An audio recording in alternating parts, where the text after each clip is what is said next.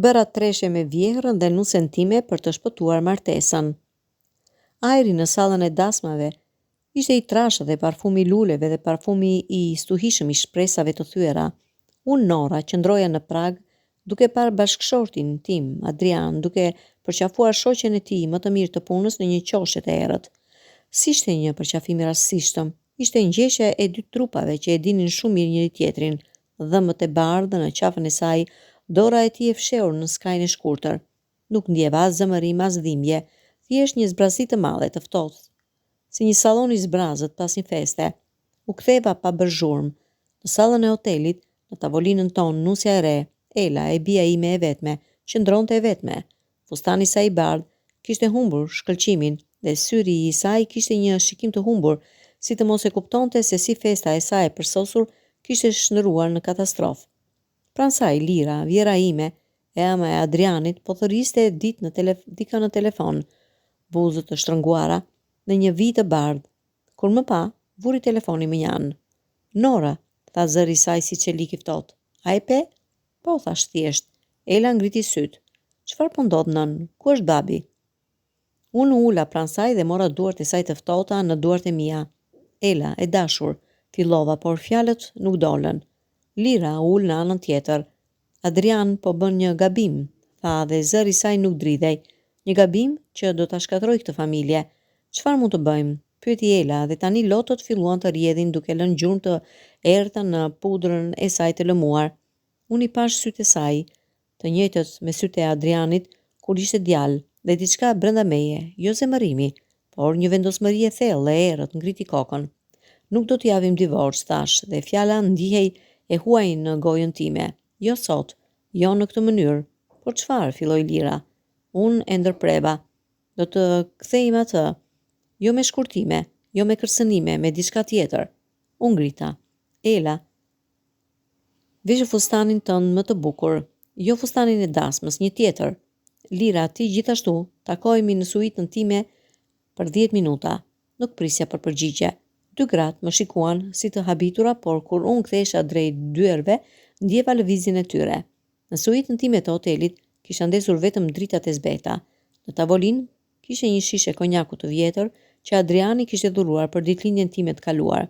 Kur Ela dhe Lira hynë, të dyja të ndryshuara, Ela në një fustan të shkurtër të zi që i përshtatej si lëkurë e dytë, Lira në një veshje të gjatë gri që theksonte figurën e saj ende elegante, ajri u ndryshua. Nuk ishin më nusja dhe vjera, ishin dy gra të lënduara nga njëjti burr, i derdha konjak secilit prej tyre dhe vetes. Ne, thash duke ngritur godën time, jemi gruaja e ama dhe e bia. Ne jemi të tëra jeta e tij. Dhe sot ai zgjodhi diçka të huaj ndaj nesh. Piva një gëlltitje të madhe alkooli, më dogji, por ndjeva një nxehtësi të re. Çfarë propozoni Nora? Pyeti Lira, por sytë e saj të kaltër tashmë ishin një ndriçim të kuptuar. E keni parë gjithmonë si burr, i thash asaj, si djalë. Unë e kam parë si bashkëshort. Ela e ka parë si baba, por sot ai nuk ishte asnjëra nga këto. I ofrova atyre. Sot ne do ta shohim siç është, një burr, dhe do ta kujtojmë atë se çfarë ka humbur. Elës ju bën të gjerë syt. Nën, çfarë po thuaj? Unë mora dorën e saj dhe e çova në gjoks mbi zemrën time që rrahësonte me një ritëm të çuditshëm. E dashur, ndonjëherë dashuria nuk është e butë. Ndonjëherë është një betejë dhe neve na duhet një armë që vetë ai na ka dhënë, dëshirën. Lira buzëqeshi. Ishte një buzëqeshje e vjetër, e urtë dhe plot kuptim. Ti dëshiron të luash me zjarrin e tij, tha, të përdorësh dëshirën e tij kundër vetes. Po shpërita. Dhe ne tre, ne jemi zjarri më i fortë që ai ka parë ndonjëherë. Isha e friksuar, por frika ishte mbuluar me një vendosmëri të çeliku. U drejtova drejt telefonit dhe thira numrin e Adrianit. Ai u përgjigj në ringun e tretë, zëri i tij mërzitur i errët. Nora, tani nuk është koha. E di ku je, thash, duke bërë zërin tim të qetë, të përmbajtur, dhe e di se çfarë po bën, por para se të vendosësh të shkatërrosh gjithçka, duhet të vish këtu, në suitën time, vetëm. Nora, vetëm një herë të fundit, Adrian, për të thënë mirupafshim siç duhet. Kishte një pauzë, pastaj një përshpëritje. Mirë, do të vi. Kur e vura telefonin, duart më driteshin. U ktheva drejt grave. Tani u thash, ne do të jemi ajo që ai kërkon, të gjitha ne së bashku. Kjo nuk ishte planifikuar më tej, ishte një instinkt, një parim i errët i vjetër. Kur trokitja erdhi në derë, ne ishim gati. Unë isha ulur në koltukun më të madh, me fustanin e dasmës sime të lëshuar në shpatulla. Lira qëndronte pranë dritares. Profili i saj i skulpturuar ndriçoi nga dritat e qytetit. Ela ishte në kresh të shtratit, këmbët e saj të gjata të kryqëzuara, një gotë konjaku në dorë. E hapa derën. Adriani hyri, flokët e tij të ndërlikuara, fustani i hapur. Nora, çfarë është kjo shfaqje? Fjala u ndal në gojën e tij kur pa Lirën dhe Elën. U ndal në mes të dhomës, duke parë nga njëra në tjetrën. Çfarë po ndodh këtu? Po e falenderon atë që ke bërë, Adrian, thash, duke u afruar me të. Ti na ke treguar se çfarë dëshiron, një grua të re, një ndjenjë të re. E preka në gjoks. Pra, ne po të japim diçka të re, të tre neve. E shikova në sytë e tij. Në fillim ishin të habitur, pastaj të utuar dhe më në fund një ndezje, një ndriçim i errët i njohjes. Ai e dinte, ai e kuptonte se çfarë po ofroja. Dhe dëshira, ajo dëshira primitive që e kishte çuar në krahët e asaj gruaje u kthye tani me një forcë të re. Nora përshpëriti, ti nuk e di se çfarë po bën. Jo, përgjigja, duke u lëshuar dorën e tij të madhe që ra në hijen time. Por ti e di, dhe sot ti nuk ke të drejtë të refuzosh. Dhe unë e putha. Ishte një puthje ashpër, plot krip dhe konjak dhe i dërim. Kur u largova, Ela ishte tashmë pranë nesh, pa thënë asgjë. Ajo mori fytyrën e babait të saj në duar dhe e puthi me të njëjtën intensitet. Unë pash Adrianin të dridhej, jo nga refuzimi, por nga një ndjenjë kaq e thellë dhe kaq e ndaluar sa që e çoi në gjunjë.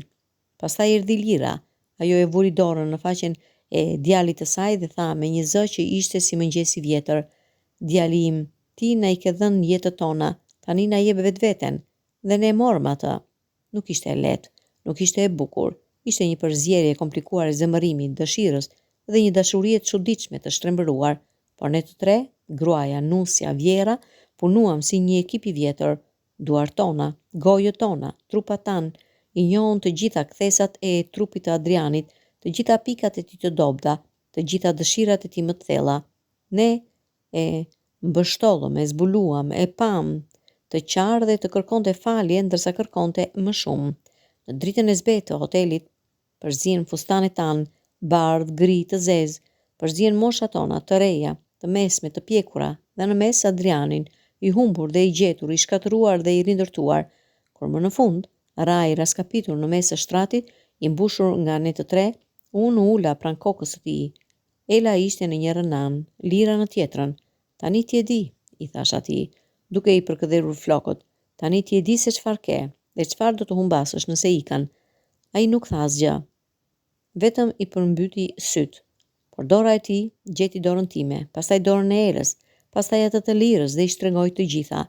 Nuk e di se çfarë do të ndodh nesër. Nuk e di nëse martesa jon do të mbijetojë, por di diçka.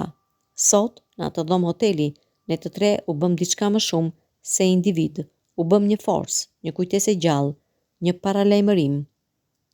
Dhe ndonjëherë për të shpëtuar diçka, duhet të shkosh përtej kufive të saj. Duhet të hysh në errësirën që e kërcënon atë dhe ta ndriçosh atë errësirë me një zjarr aq të fortë, saqë të gjithë të digjen e të rilindin. Sot ne u bëm atë, dhe çfarëdo që të ndodh, asnjëri prej nesh nuk do të harroj kurrë.